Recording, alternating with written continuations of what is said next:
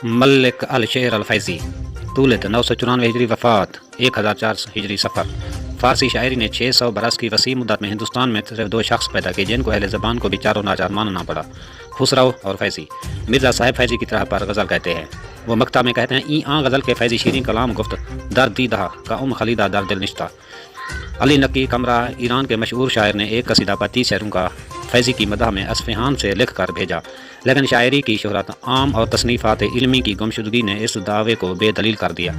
فیضی کے مذہبی خیالات کا برائے نام کچھ پتہ چلتا ہے تو ان تہمات سے جو بدامنی نے نہایت بے دردی سے اس پر لگائے ہیں، تاہم ایک نکتہ داں کو اس غلط اور جھوٹی تقریر میں بھی اصلیت کے خدوخال نظر آتے ہیں، لیکن ابھی ان بحثوں کے چھیڑنے کا موقع نہیں، ابھی اس کے سطری حالات زندگی سننے چاہیے۔ فیضی عربی نسل تھا، اسلاف میں رہتے ہیں۔ شیخ موسیٰ جو فیضی کی 5ویں پوسٹ میں وطن سے ترک کر کے سیاحت کو اٹھے اور چلتے پھرتے سندھ کے علاقے میں آپ ملے، ایک قصبہ ہے یہاں قیام کیا اور شادی بھی اسی طرح سندھ ہی میں کر لی۔ 10ویں صدی ہجری میں خضر فیضی کے دادا وطن چھوڑ کر ناگور میں یہاں ایک عربی خاندان میں شادی کی جیسے شیخ مبارک پیدا ہوئے۔ فیضی اس نخل کمال کا نونہال تھا۔ شیخ مبارک بڑے پایا کا شخص تھا، علوم ظاہری اور باطنی دونوں میں کمال رکھتا تھا۔ 4 جلدوں میں تفسیر کبیر کے انداز پر ایک تفسیر لکھی جس کا نام منبع اور عیون رکھا۔ نہایت سیر چشم القانے تھا۔ شیر شاہی حکومت میں سلطنت کی طرف سے جاہ و عزت کی ترغیبیں دلائی گئیں، لیکن اس کی چشم استصفاء نے نظریں اٹھا کر بھی نہ دیکھا۔ ان کے مفصل حالات ابو الفضل عین اکبری میں لکھے ہیں۔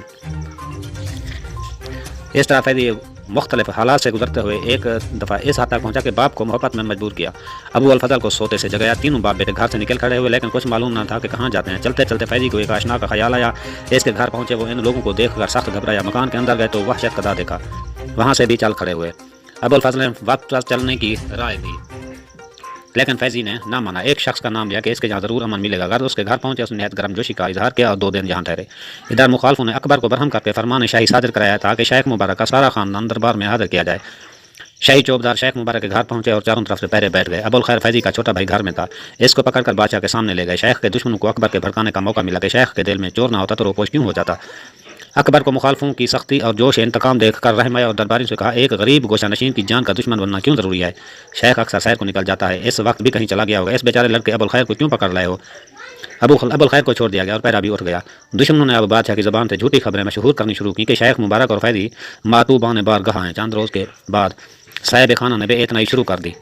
شیخ کو کھٹکا ہوا کہ خود صاحب خانہ کہیں پکڑوا ہی نہ دے۔ رات کو بے سر و سامانی کے ساتھ وہاں سے نکلے۔ اتفاق سے ایک شاگرد راہ میں مل گیا، اس نے لے جا کر مہمان رکھا، لیکن اس کی طرف سے بھی اطمینان نہ ہوا۔ بالآخر یہ رائے ٹھہری کہ اس سے نکل جانا چاہیے۔ فیضی بھیس بدل کر نکلا اور ایک امیر کے پاس جس سے قدیم ملاقات تھی، اس نے میزبانی کو اپنا فخر سمجھا۔ کچھ ترک جوان ساتھ کر دی کہ شیخ کو ساتھ لائے۔ تقریباً آدھی رات کے وقت فیضی نے جا کر باپ بھائی کو یہ مجدہ سنایا۔ سب نے بھیس بدلے اور غیر معروف راستوں سے امیر کے پاس پہنچے۔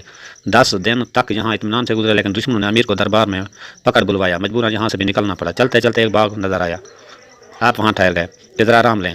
بعد کی سمت سے جاسوسوں کا ایک گروہ جو شیخ کی تلاش میں ہر طرف پھرتا تھا باغ کے پاس اترا ہوا تھا۔ یہاں سے بھی گھبرا کر نکل کر کھڑے ہوئے۔ رستہ میں ایک باغبان نے پہچانا اور دل ہی دل میں اپنے گھر لے گیا، اور باغبان کا آقا باہر سے آیا تو اس نے شیخ سے شکایت کی کہ میرے ہوتے آپ کیوں اس قدر تکلیف اٹھائی؟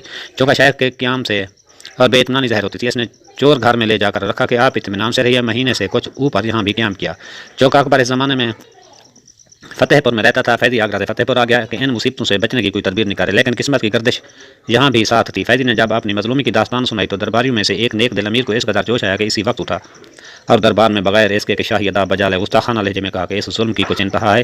اکبر نے کہا خیر ہے۔ امیر نے کیفیت بیان کی۔ اکبر نے کہا تم کو خبر بھی ہے، تمام علماء فتویٰ تیار کیے بیٹھے ہیں اور مجھ کو چین لینے نہیں دیتے کہ جہاں سے ہو شیخ مبارک کا خاندان ڈھونڈ کر لایا جائے اور اس کو سزا دی جائے۔ مجھ کو شیخ کا قیام گاہ معلوم ہے۔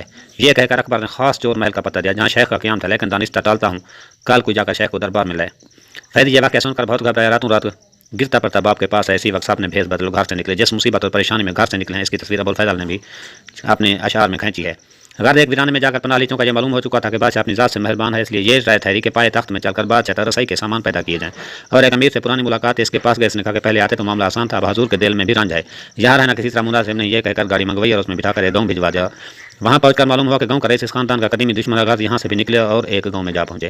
یہاں بھی ایک مفسد کا سامنا ہوا۔ اب پھر آ کر آگرے میں آئے اور ایک دوست کے گھر ٹھہرے اور 2 مہینے یہاں قیام کرا۔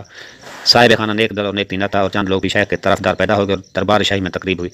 974 ہجری میں اکبر نے بڑے احترام سے بلایا۔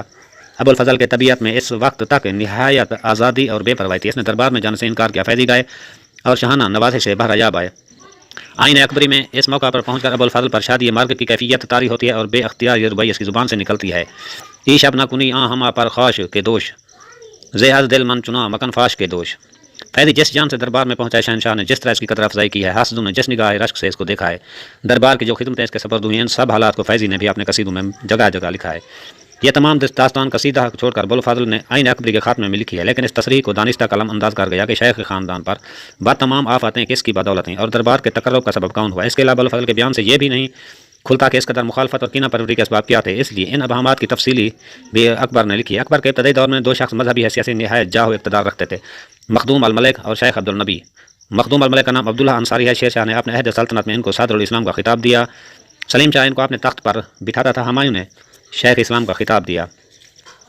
शेख अब्दुल नबी जो शेख अब्दुल कदूस गंगोही के नवासे से सदारत ममताज थे, यानी जिस कदर मजहबी औकाफ और जागीर निसाब का इंतजाम इनके हाथ में था। उन्होंने अकबर को इस कदर गर्विदा किया था कि अकबर इनके घर जाकर इनकी हदीस पढ़ता था। इनके फैज़ सोहबत से अकबर की मजहबी खुद रफ्तगी की ये नौबत पहुंची कि अपने हाथ से मस्जिद में झाड़ू देता था।